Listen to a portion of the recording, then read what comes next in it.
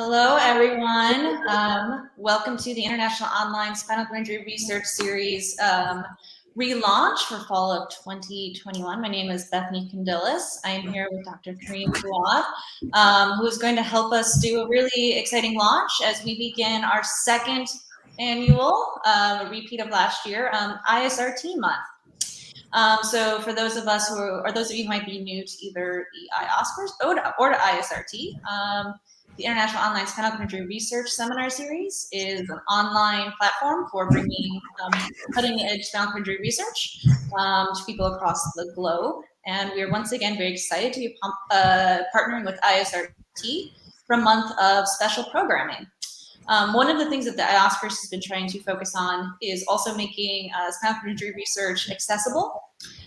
So we are really excited that Dr. Fouad's here today to give us a nice overview and a launch for our ISRT month. That's going to be accessible to all and should be really, really interesting as we think about a historical perspective on spinal cord injury research. So just a couple of admin things. There's a bunch of links in the description for if you want to learn more about IOSPRS or ISRT, follow us on social media. There is also a chat function, which we hope you will use. We love when these become very dynamic sessions. We will be pausing for questions towards the end. So please use the chat. I'll be monitoring it and we'll be presenting your questions at the end. So with that, I'm going to hand it over to Karim and say thank you again so much to Karim and to ISRT for this very exciting month. I will real quick put up that we have some really amazing programming coming up for the rest of the month. So keep your eyes on our social media, on our emails, as we have this really amazing lineup of speakers that we're going to be working with. And with that, I will officially hand it over to Karim. All right. Thank you, Bethany. Well, good morning, good evening, and good afternoon to everyone. I truly hope you're doing okay. This is a tough time, and in my view, it is like I've seen the end at the light at the tunnel there at the end out there, and now it started flickering and dimming. So it's a tough time, and I think we just need to keep going and get through this by being kind to us and each other. So let's talk about the ISRT takeover. As most of you probably know, ISRT is a UK-based spinal cord injury foundation, and it's based on old school fundraising and had a really important year this year because it marks their 40th anniversary.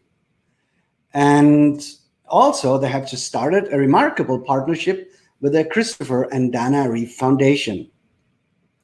So one might wonder that, after 40 years of having this foundation, why do we still need it? Why didn't foundations deliver on their visions to find a cure for spinal cord injury? And I think to really understand this, we have to look back. 40 years ago, we basically knew anything about the spinal cord, the circuitry in it, not to mention spinal cord injury. We basically moved from the Stone Age of research into a flourishing research field with hundreds of labs and evolving technologies that enable us to look into a much brighter future. We have to thank all the foundations, not just ISRT, for this, and also their supporters, because without them, this progress would never be possible. So let me go to my talk. I wanted to give you a little bit background, and the first thing I really have to do is a disclaimer, because the presentation I'm giving, it's clearly biased. It's biased on my personal journey and how I experienced the field in my over 20 years that I have been part of it. And the presentation, I really tried to simplify it for a general audience. I hope this worked. And I also acknowledge that I could have pointed out so much more. The field is so much more complicated, but I had to simplify it, and it's still, I guess, quite overwhelming at the end. And last but not least, although I talk about the topic of tissue preservation, I really kind of go through it very quickly, and I apologize for that, but it's just not so much in my expertise, so I thought I'd just skip through it. So let's start with a couple of definitions. So the nervous system, our nervous system, really consists of two parts. Here, the lilac ones, the brain and the spinal cord, and we consider them the central nervous system. I just frequently use the term CNS. And in yellow or orange, you see the peripheral nervous system. This is basically the nerves that exiting the spinal cord or the brain here that innervate our muscles and organs. And we call this the PNS. That there's quite a difference between these two. We will learn that in a few slides. So when it comes to the spinal cord, yeah, we all know it connects the brain to the periphery. And then, as I just showed you, the nerves of the peripheral nervous system connect these neurons to muscles and the organs of our body. Now, as we'll explain later a little bit more in detail, the spinal cord contains white matter, which basically contains the cables, the axons. And then there's the gray matter with support cells, which we call glia cells, and the nerve cells, the neurons. What is important to recognize that the spinal cord is not just a cable, right? It contains like circuitry. And so it is much more than that because it really helps us to orchestrate movements. So when it comes to research in spinal cord injury, I decided to kind of divide it in these three topics: the preservation, the regeneration, and neuromodulation. So we will start a little bit with the preservation. And as I said, I keep this quite short. And the first topic we have to talk about is why preservation. What does that mean? Well, when we look into the spinal cord, let's zoom in a little bit, and let's assume this is our injury.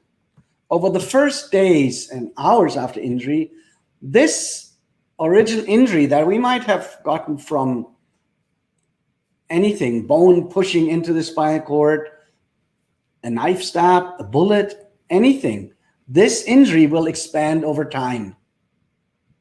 And that is something that we really try to prevent, because it's really essential to preserve as much of spinal cord tissue as possible.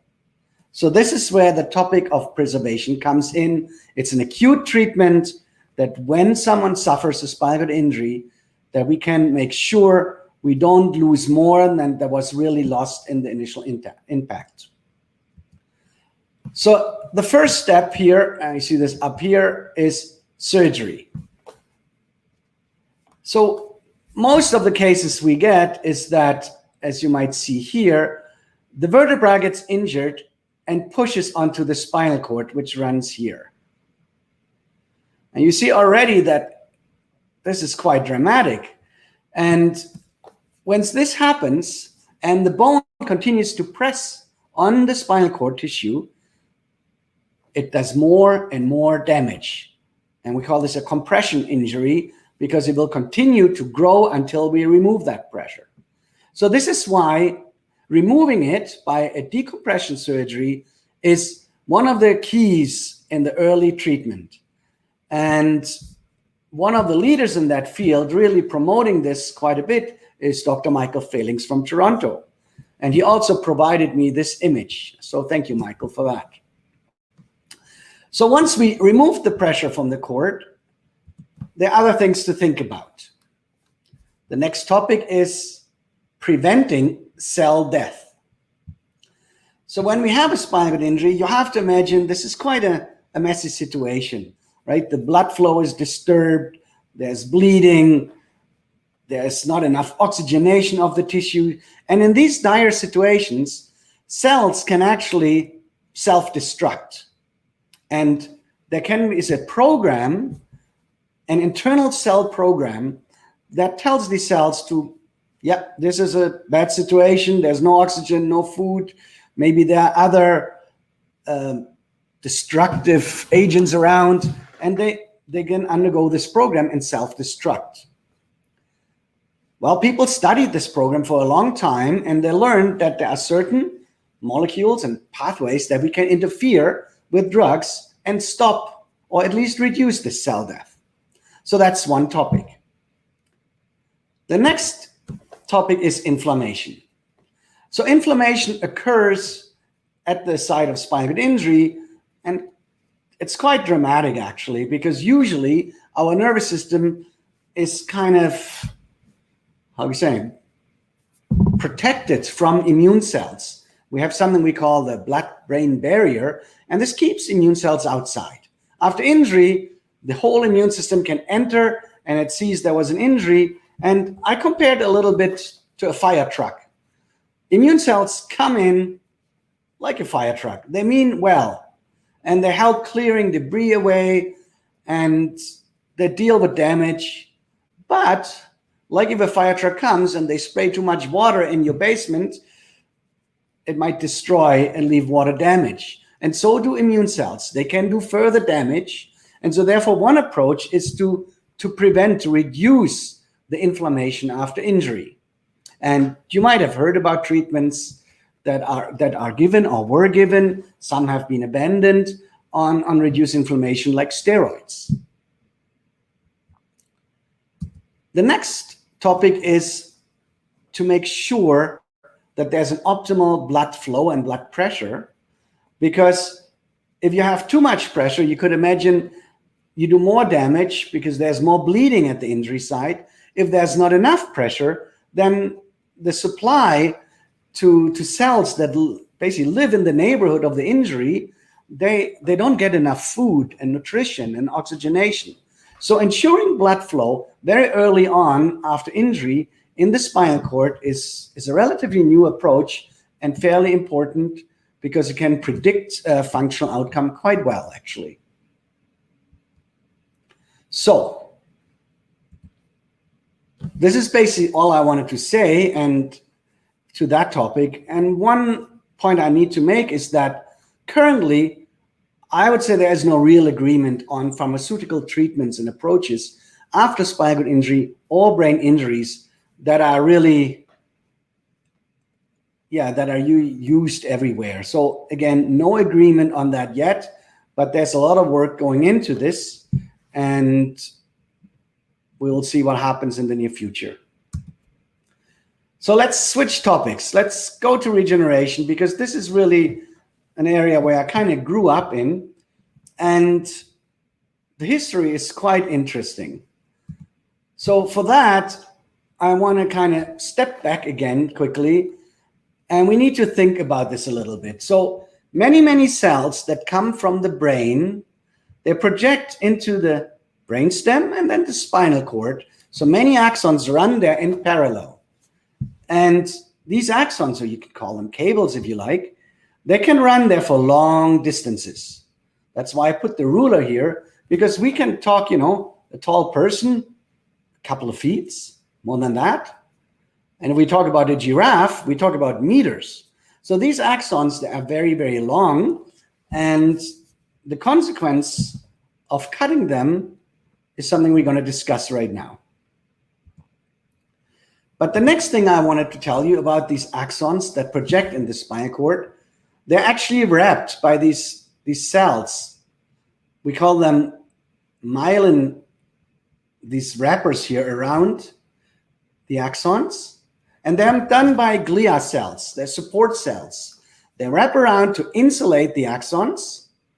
And the cells that do that in peripheral nerves, so in your arms and legs, for example, the cells are called Schwann cells, these glia cells. But there are different cells in the spinal cord and brain that do the same job. They're called oligodendrocytes. And that difference becomes actually quite important, as we will see later. So what happens when an axon gets injured? So let's assume this is in the spinal cord. And if an axon gets injured here, and that could be again by bone, by a knife, by a bullet, by anything that can touch it, the first thing we learned is that lesion site gets bigger, right? We just talked about this. we want to prevent that, but it's a matter of fact that it can get a little bit bigger. Then we talked about the immune cells coming in, and now instead of a fire truck, I compare them a little bit to Pac-Man because they clean up the area. And now something else important happens. This tail end here of the axons degenerates. Now that is really significant. It's a little bit like for those who do gardening in an earthworm. When you would cut an earthworm in half, the side with a head would survive, the tail end degenerates. Neurons do the same, and so after a while, we lose it, this part of the neurons, of the axons. So what now? Well, this first of all explains why we cannot just simply put some tissue glue here and connect to the ending that we had, because this ending actually degenerates, it goes away. And I talked to you about the distance these axons can grow along or can project to. This can be many, many, many centimeters, inches, and could be meters. So there are long distances that now we have a gap now to fill that we can't just fix with the glue. So what happens, what nerve cells do, at the tip where they were injured, they can grow, and we call these structures growth cones. They're finger-like structures that kind of explore the environment and grow. And so this is regeneration. From here, everything potentially back to a target. And we know that nerve cells can do that. We know it when there are injuries in the peripheral nervous system. Sometimes there are injuries as dramatic as loss of a hand. And when you put together now the nerves during a surgery, as many hand surgeons can do, and you let the nerves, the neurons here, regenerate, we know that the result can frequently be a functional hand again. So this means that from the cut here, the axons grew back into the fingers, into the hand, and they can innervate it again and make it useful. So regeneration can work. But after spinal cord injury, we know it's very different, right? We cannot just put the spinal cord back together and then the neurons grow. It just does not happen. And that's a significant question. And I think that's what started the entire field, right? Why can axons grow in peripheral nerves, but not in our spinal cord or actually in the brain?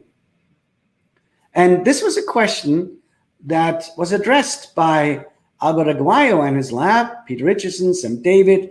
These were, I would call the grandfathers of our spinal cord injury research when they asked this question, right? And this work goes really back to the grandfather of neuroanatomy, Cajal, who already reported that in the spinal cord, nerve cells cannot grow.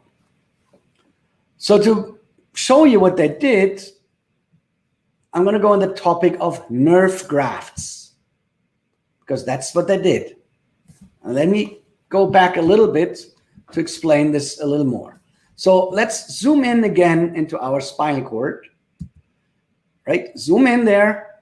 And as I told you earlier, it's not just all gray. We actually have white matter and gray matter. And then we have, again, ventral white matter. So this basically from the top to the bottom of our spinal cord. And you can imagine that the gray matter, this is where all the cell bodies of neurons are. Lots of motor neurons and other neurons. There are support cells, the glia cells. And then the white matter, they're kind of like the highways, right? And from these highways, we kind of have driveways where neurons can project from the highway to these houses, to the motor neurons, and innervate the spinal cord. As we just discussed, if we have a lesion, we're going to disconnect these highways, and unfortunately, the back ends here of the highways, they kind of degenerate. And then we said axons now don't grow in this scenario. And this is how this would look in real life. So this is the spinal cord of a rat. I think it was a rat. And you see that this is the spinal cord. Same, that would be towards the head here, towards the tail of the animal. And there was the injury. And you see there's some scarring, scar tissue, and there are these holes, cavities that form at the site. So this is the situation, how it would look. But to simplify it, let's go back here to this again. So here's our nerve cell. There's our lesion that doesn't look as pretty in real life. And now we know that nerve cells don't grow back. So what Albert Aguayo and his colleagues did, they put a peripheral nerve in here. They said, we know that axons and peripheral nerves can grow. Now let's find out whether is it the axons that are in the spinal cord that cannot grow, or is it the environment of the spinal cord that stops neurons from growing. So what they found is that axons can grow into the peripheral nerve, but they also realized they didn't come out at the end, or barely. So that led us to two conclusions. Because neurons can regenerate into this nerve, there is something inhibitory all under the spinal cord. Or the peripheral nerve provides something that neurons can grow on, which is not given in the spinal cord. So, and these questions open up the entire field of spinal cord injury and regeneration. So, for example, the nerve grafts triggered the entire question on bridging the spinal cord injury site. And that's lead us to topics of Schwann cells, olfactory sheathing cells, stem cells, and bioengineering approaches. And I'm going to go quickly into them, and I hope I'm not going to overwhelm you. But the first one probably were Schwann cells. I told you already, these are the cells that myelinate axons in peripheral nerves. And this work was pioneered by the Bunge lab in Miami. And here you see Mary Bunge, who worked for many, many years on that topic. So the idea was that instead of cutting out a nerve, which is kind of dramatic, you could just raise Schwann cells in the dish, and you could grow them, expand them, get many of them, and then you give them in here like the little smileys. And instead of giving the nerve into the injury, you can inject fairly easily, actually, you can inject these Schwann cells into the lesion site. So this work has triggered a clinical trial in Miami, and I'm quite certain that we will hear more at the end of this month from Dr. Jim Guest about this. And one issue that was found is a little bit like after peripheral nerve grafts is neurons, they like to grow into these Schwann cells, but they don't really like to grow out a lot. And so I think that ability that we can give these cells and that we know neurons can grow in them makes them a prime candidate for future combinatorial approaches. Another very hot topic, which you probably have heard about, were olfactory sheathing cells, or glia. And they come from an area in our brain that actually makes a big exception. And this is the olfactory bulb. That's basically part of our brain where the cells are located that go into your nose, that are involved in smell. And there's a lot of a turnover rate, and axons in this area can actually regenerate. And this work has been pioneered by Jeff Reisman and Neto San Pedro with his student Almudena Mancuedo. They basically harvested cells from here, and although this is quite an invasive procedure to harvest and then to transplant into the spinal cord, various clinical trials have used this approach, and treatments were offered all over the world. I haven't heard much from that recently, so I would just say, for now, I would say the treatment vanished from the limelight.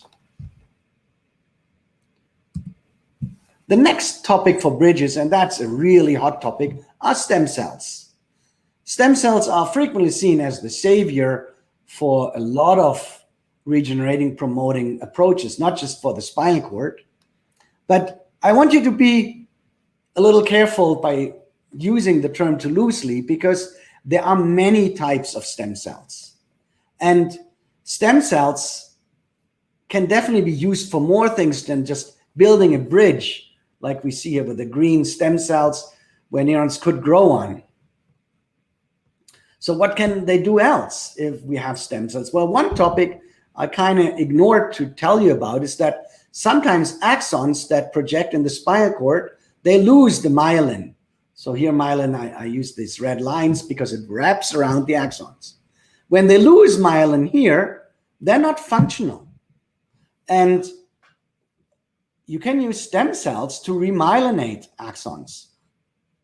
And then conductivity in these axons would be restored.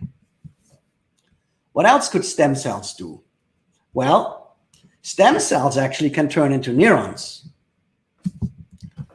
And if they turn into neurons, they could be used as relays, as detours, or to build new circuit. And the cool thing, as I'm going to show you in a second, stem cells potentially can grow in the adult nervous system. Another point I wanted to make is sometimes when cells are grafted, and that is not necessarily just true for stem cells, the grafted cells, they can release factors. And we call them growth factors because they promote growth of axons, or they can promote this at least. And so a big difference they might make sometimes is just by releasing such factors. So I told you already that neurons can, maybe stem cells can grow when they turn into neurons. And this is a pioneer in this field is Mark Tuschinski. His lab had some really significant papers on showing the principle that if you graft these cells into adult spinal cords of animals, they can actually regenerate. And you see this here, the green fibers are the axons, and they don't project along here, the white matter tracts. But when you wait a few days, you see them growing. And that was something that would not happen. You see all these green lines growing, regenerating through the spinal cord. This is from these green fluorescent stem cells. So that's a significant finding. And it gives potential hope for this. And I know that Mark is pushing this treatment ahead quite well in animal models, including primates. But we got to be a little careful with stem cell tourism. And stem cell tourism is something not just for our field. It's basically describes when people travel to other countries to receive treatments that are not available to them at home. And although I think stem cells hold a lot of promise, in North America, for example, we're not there yet. And I wouldn't know that in Europe, there are trials that I would think that show that we are there yet. So just, be careful, educate yourself in what you get into. And one good start could be the SCOPE website. That is a portal describing ongoing clinical trials, and it will help you to kind of learn more about different kind of treatments out there. And so it's just something I want you to be really careful about when you consider treatments. So the last part of bridging the lesion site that is really taking off recently are bioengineering approaches. Maybe we don't even need to give cells into the spinal cord, right? Because if you give cells, that will probably trigger an immune response. And if you could inject a gel or something, it would not be very invasive. So it would be a fairly straightforward treatment. And if you give a gel, for example, they could release drugs. They could offer a bridge. They could be multifunctional. Another idea is with these injectable grafts, they could potentially be aligned, right? They could form tubes where axons could grow on and basically don't go, left or right. They're like a peripheral nerve. They offer a conduit where axons could go through. So bioengineering is clearly one of the hottest topics right now when it comes to bridging. All right, so let's go back to the nerve grafts. We talked about that there are reasons that in the peripheral nerve, the neurons grow, but then they stop. So people looked at these stop signs, right? Here's again our peripheral nerve, the axon that grew through, but not out of it. And that could have been because of stop signs. So these are the possible reasons, right? There's an inhibitory environment, or the environment does not provide the growth promoters, which I'm going to just call go signs. A pioneer in looking at the stop signs was Martin Schwab in Zurich. So after these findings from Aguayo's group, the question really came up, what's different between the central nervous system, the CNS, and the PNS? And here, you basically see these are neurons that are put in a cultural dish, but the dish was plated with myelin cells from the CNS, so the oligodendrocytes, or from the PNS, the Schwann cells.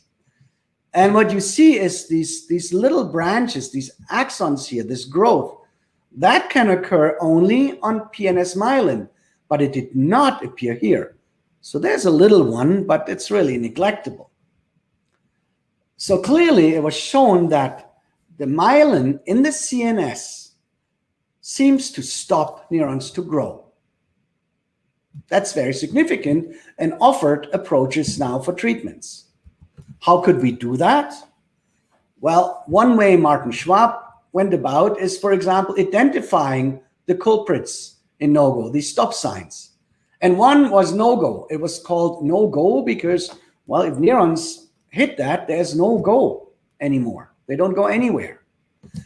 There were also other culprits identified, like MAC or OMGP, but I'm just focusing on no-go right now because masking no-go with antibodies, basically covering it up so neurons couldn't see it, is a treatment that started many years ago, and there's still an ongoing clinical trial that tries to translate this work from many, many animal studies to the clinic.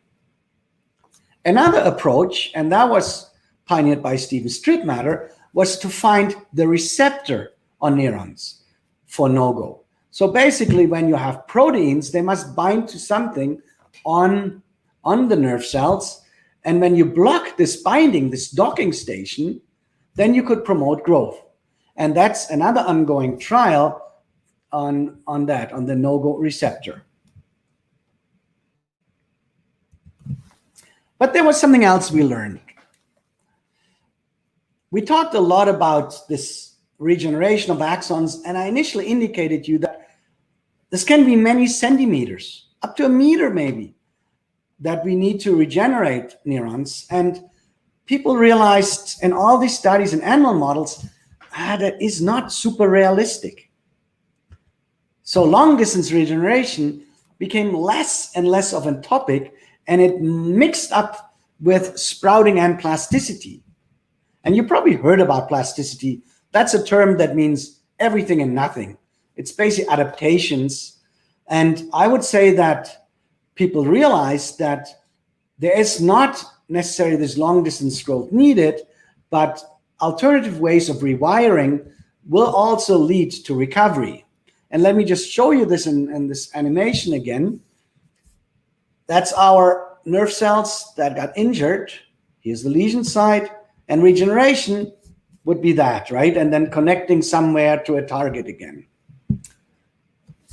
The plasticity I'm talking about could occur at various levels. It could occur above of the injury that axons grow new collaterals and connect to other targets. And these targets themselves might actually project down the spinal cord. Or another form of sprouting and plasticity is that spared fibers that were not injured during the event, they could send branches to basically the houses that lost their input. And so alternative rewiring of the spinal cord is something we refer to as plasticity, and that became more and more of a target in research now. So there are our stop signs. We talked about myelin and MAG, NOGO, OMGP, these myelin-associated inhibitors, but then there were Cspgs. And now you wonder, what, another stop sign? Yes, there were more stop signs. Cspgs that were called chondroitin sulfate proteoglycans that were pioneered by various researchers. I want to name Jerry Silver, Michael Zafarniev, and James Fawcett, who were, in my eyes, at the time, clear pioneers in that field. So chondroitin sulfate proteoglycans, they actually sit on cells that contribute to the scar around our injury site of the spinal cord. And they're also found in cells or around cells in the gray matter. And we call these perineuronal nets. And so they reduce plasticity wherever they sit. So in white matter, in the scar, in the gray matter, you could find some of those, and that's a problem. And these people tried to find approaches to deal with this. So here you see actually the scar. I drew it as a brick wall. And one of the first was the enzyme chondroitinase that was used to kind of digest the Cspgs at the scar. Now, other approaches to manipulate receptors where the Cspgs bind are, for example, studied. But you can imagine you basically give something to either digest the scar or the Cspgs more specifically, and you get rid of that, and neurons could potentially grow through. But more likely, because I told you Cspgs are all over the spinal cord, they really promote a lot of plasticity. And overall, I could say that the animal studies really have provided us very promising results that getting rid or reducing Cspg inhibition is a promising treatment. Right now, basically, we're just exploring what are the safest ways and most efficient ways to do that. So now we filled that out. You see how complex this is already getting? Because now we go to the go signals here. Now let's talk about that. So we said maybe something is missing in neurons. Maybe we can make neurons just grow better, and maybe signals that are in the peripheral nerve are not provided to the nerve cells in the spinal cord. And that was an entire other branch of research that came out of this nerve graft experiment. And this go signal, that was pioneered by various groups. This picture here shows you a growth cone again. That's this finger-like structure that you would see at the tip of a nerve cell when it grows. And to stabilize this growth cone, to make it grow successfully, that's a topic people try to understand, and then to kind of prevent the collapse, promote the growth. And one of the leaders was Mary Philbin. She started this whole by looking at an intracellular messenger molecule. It's called cyclic AMP. And she realized that the older the nerve cells get, the lower cyclic AMP levels were. And if you manipulate the levels of cyclic AMP, you can actually improve the outgrowth. Then other factors were found that contribute to the collapse of the growth cone, like RhoA. And there have been clinical trials, and I'm not sure whether another one has started, but Lisa McCaracher, she is a leader in that field, and she has contributed big time to that. More recently, if you listen to the news and you follow the field a little bit, there's a lot of talk about P10 and the related mTOR pathway. And if you would inhibit this molecule P10, then you could find some regeneration. This work is pioneered here by Zhigang He, who we actually are very lucky that he's going to present to us this month.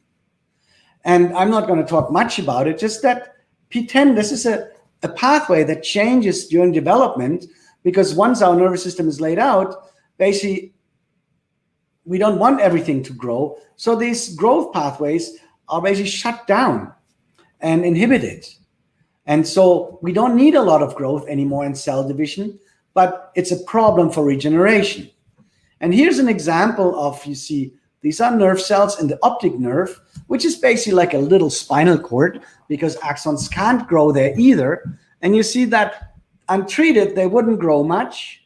But if you give the treatment, you can see there's growth of various of these axons in the optic nerve.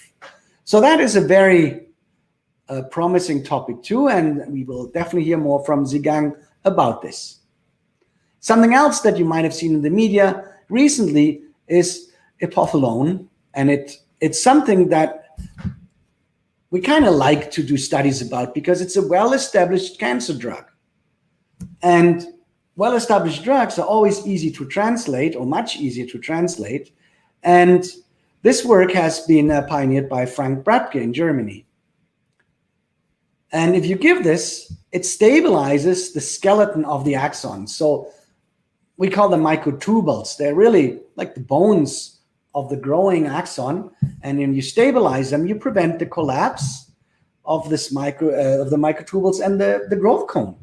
And so Frank Bradtke worked on this, and this has been also in the media recently. So these are all signals that people work on to promote the goal. But there are many more. And I'm sorry I neglected some of them. I know I did. But there are neurotrophins. So these are growth factors that have been studied. We talked about cyclin P and Rho, P10 and mTOR. Pregabalin is another one. So there are many, many approaches to promote the goal that are currently studied and have been studied over the last years. So this brings us to the last topic, the neuromodulation. The field of neuromodulation didn't really start as neuromodulation. And it really started that people tried to understand how the nerve system controls movements. And the brain is a really complicated structure to study.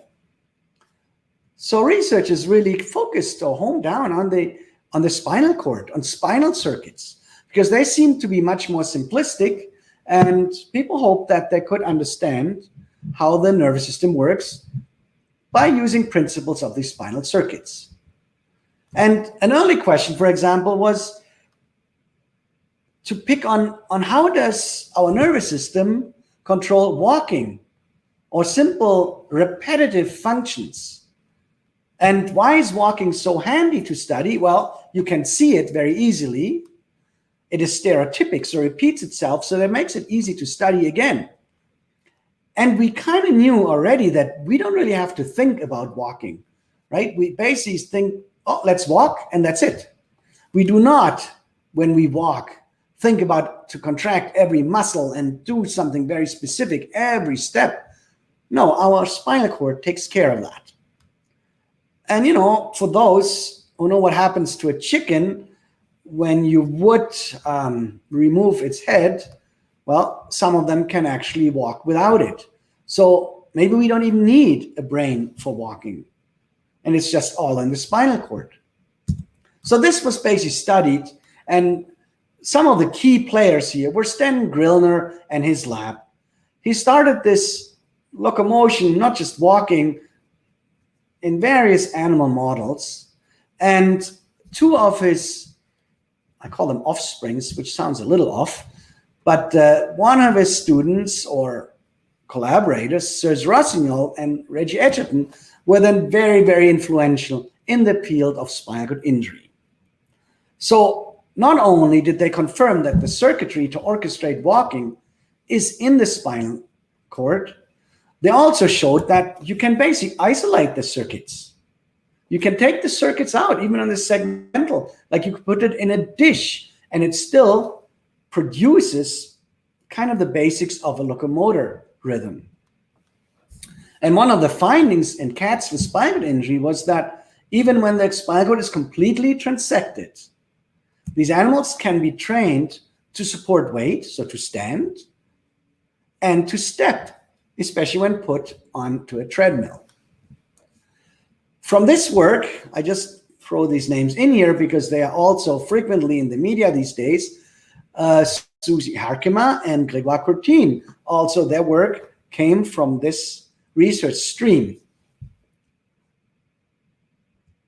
So from knowing that the spinal circuits can be isolated, various fields evolved. The plasticity, the training, electrical stimulation.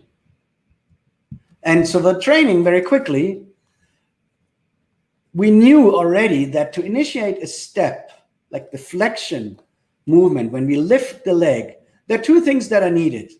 A leg has to be extended, like that, and it has to be unloaded. So you see, when you lift off the leg, there can't be any load on the muscles. And this is all measured and computed in the spinal cord. And when these two things happen, a leg lifts off. And this is basically what a treadmill does, right? If you put a cat, for example, on a treadmill, when it has a spinal injury, you'd support their weight a little bit, and the treadmill pulls the leg to the back, then it starts stepping. And we can train this stepping. And this directly led to the treadmill training that we can see now in the clinical setup.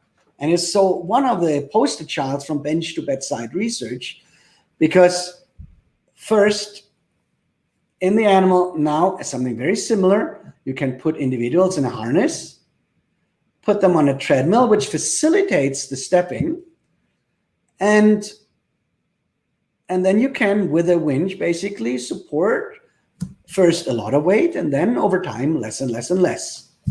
Pioneers here were definitely Volker Dietz, and also Susie Harkema worked in that field before she then continued to add neuromodulation to the topic.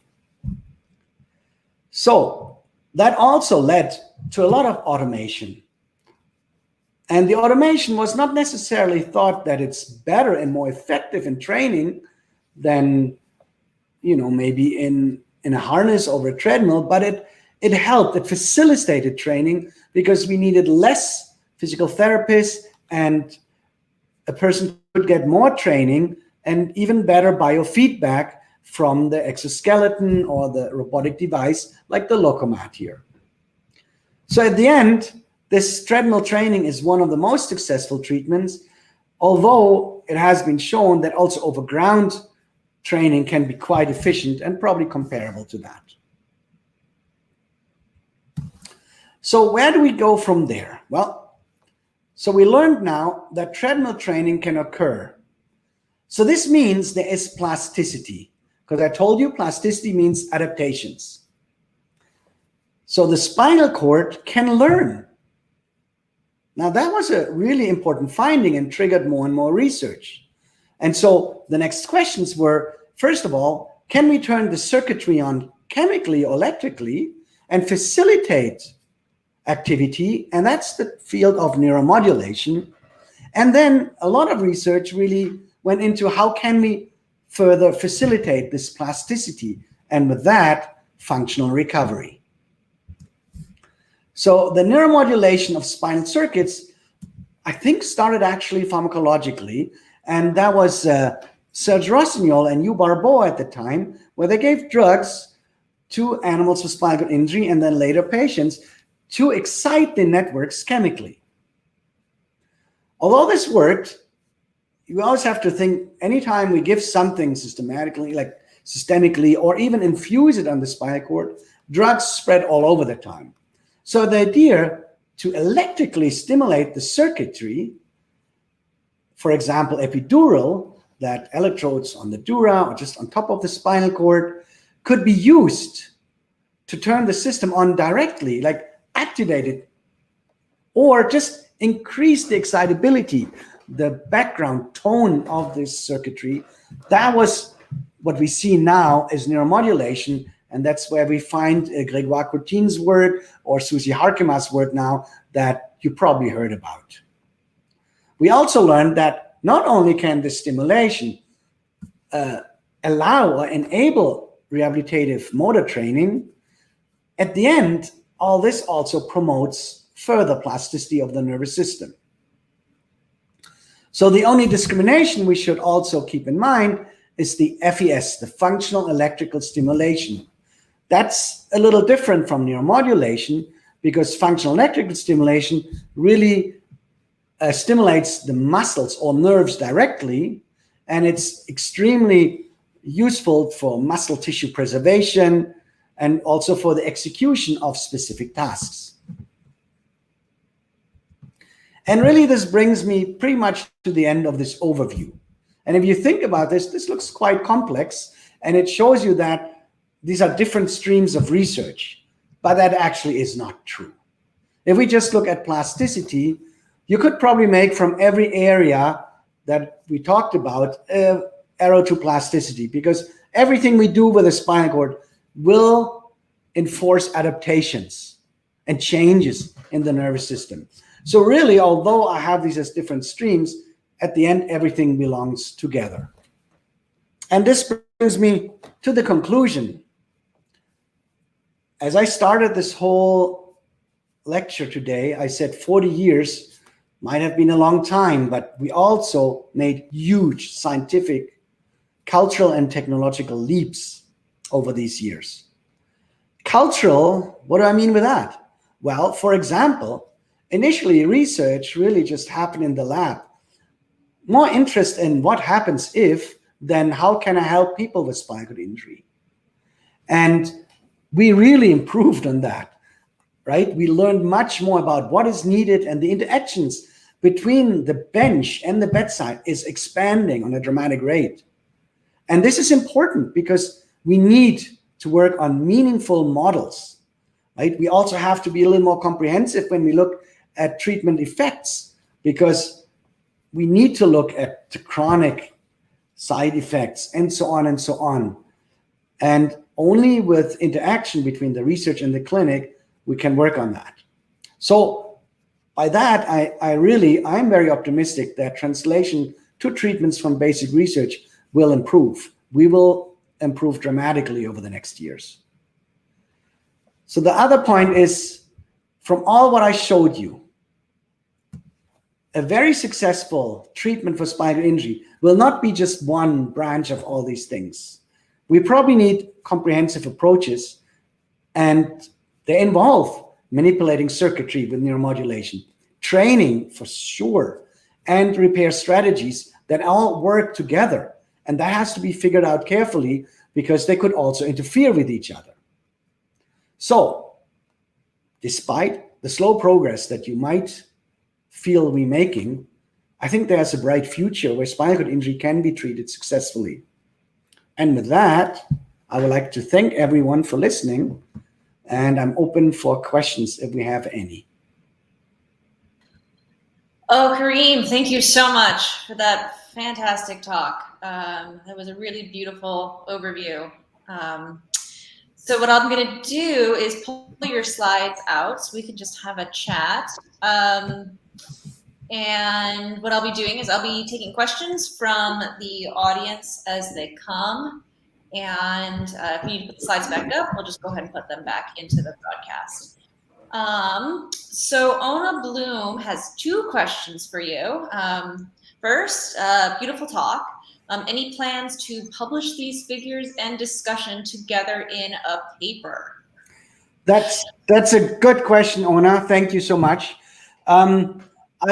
I was asked whether I would be willing to share this talk, and I wanted to share it. I haven't really thought about a manuscript, but that would be actually probably a very straightforward thing to put this together. If you're interested to help me with that, you're very welcome. Thank you. Great. And so the next question is just if you want to add anything about acute versus chronic clinical trials. Yeah, so this is obviously a very hot topic, because research initially started a lot with acute treatments where people didn't really explore the chronic scenario better. And over the last years, this has, how can we say, flourished, this area, that the research now in chronic disease or in chronic spinal injury they are really taking off.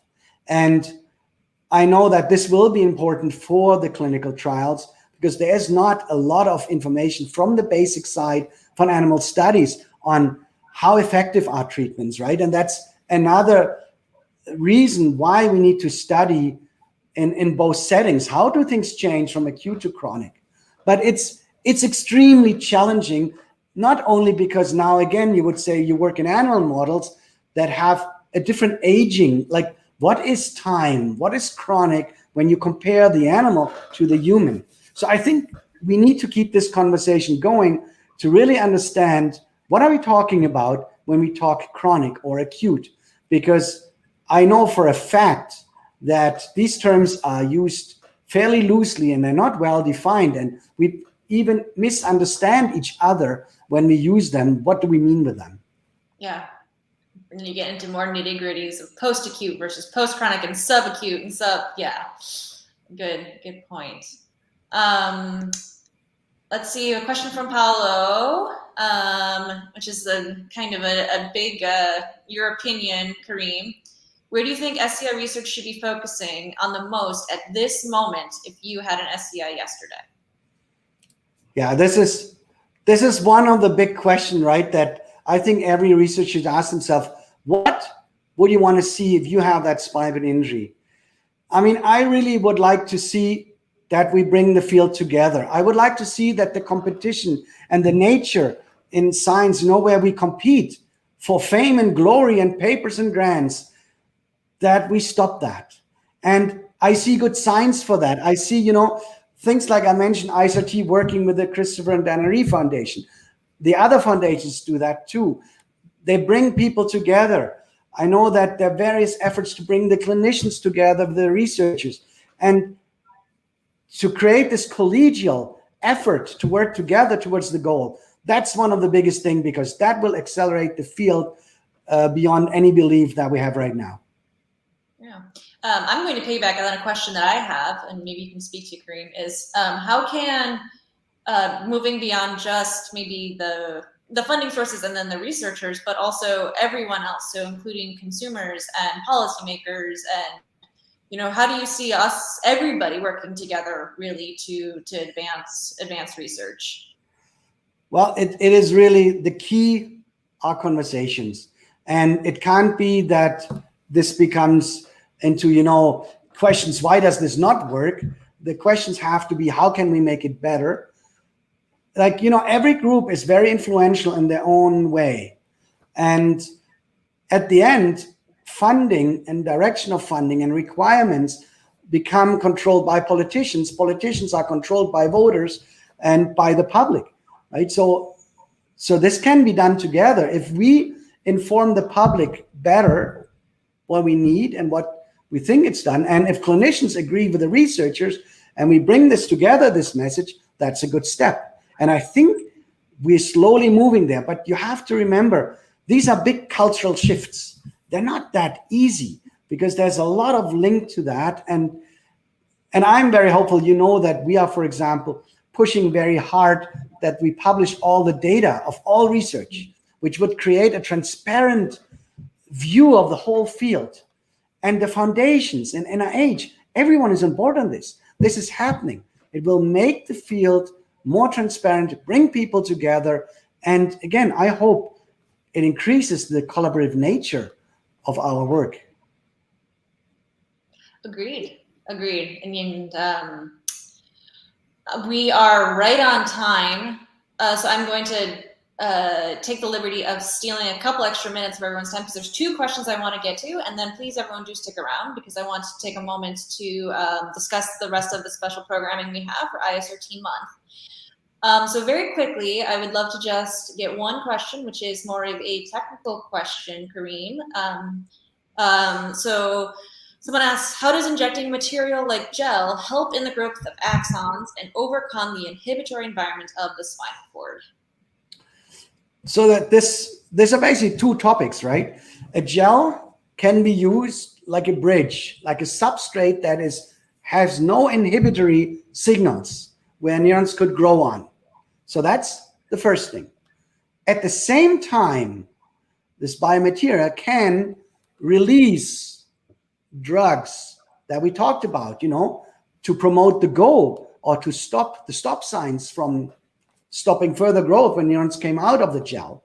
So they can be used as both, as a factory and as a bridge. So there are a couple of, there are quite a lot of possibilities that you could include in these materials, and we haven't even explored all of them yet.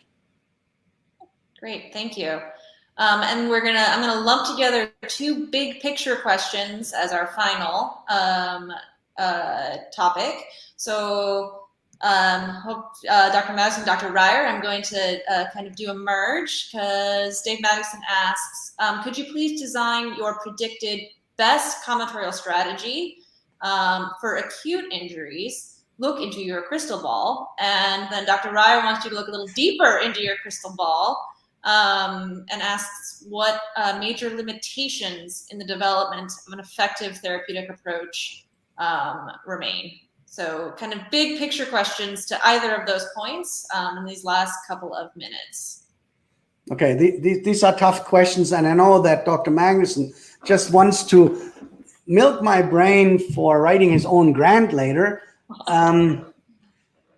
It's a tough one what the combination is, but I would say, to start with the neuroprotection in the acute phase, it's a given. If we find something that's effective and not affects anything negatively at a later point, we should definitely protect everything acutely.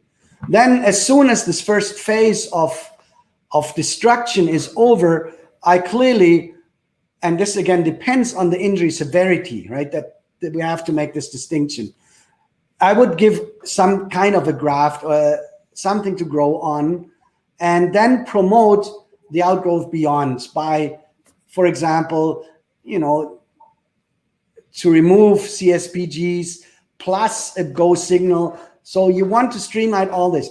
The challenge that I have, and you know this, David, is the timing, because we might want to address some of these treatments at different time points than the others. And this brings me to the limitation that I have with Paul, that I think we're quite naive, that we think we can just add more things together and then it all works, right? We need to work on the timing of these treatments. And I think that's a limitation, because if we do all these groups with different timing, that costs a lot of time, a lot of money, and nobody wants to necessarily fund that. It's hard to get funding for such experiments that are so detailed.